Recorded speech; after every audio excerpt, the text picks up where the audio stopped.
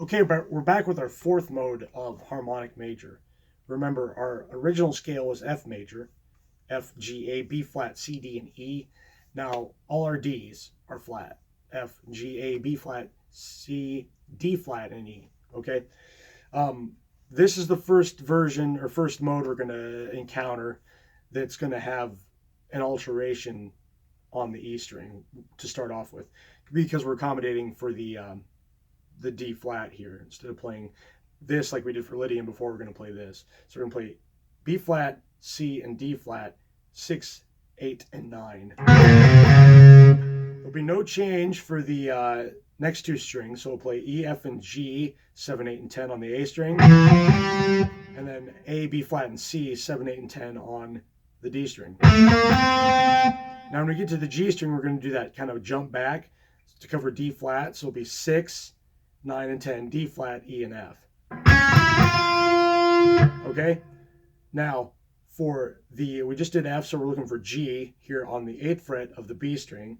So we're going to play G, A, and B flat, 8, 10, and 11.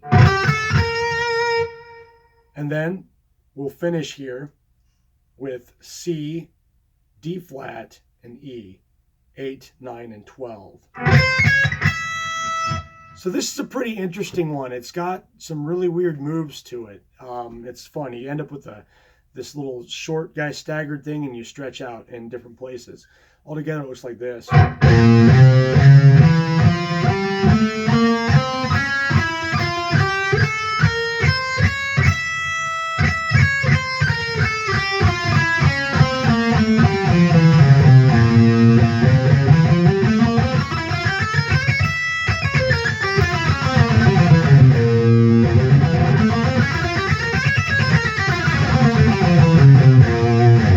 Very cool. And there's ways to finger that make a lot more sense than others. When I get up to the B string, typically I'm playing with my ring finger to cover this.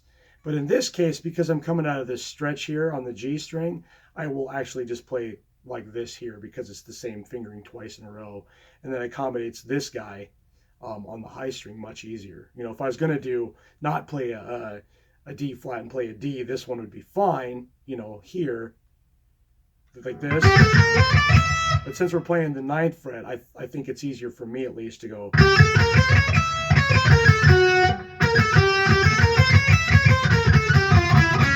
You know, and so on. That's just what works there. And you need to, as you play these things, think about what's most efficient. You know, what's going to get the job done with the least amount of work. Because in a gigging situation, if you're doing things that are like hard for no reason, you will screw up. And that's something you want to avoid, I hope.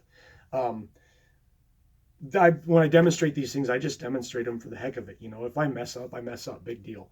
But if I'm in a gig, I'm going to take it a little more seriously and really make sure that I'm on point.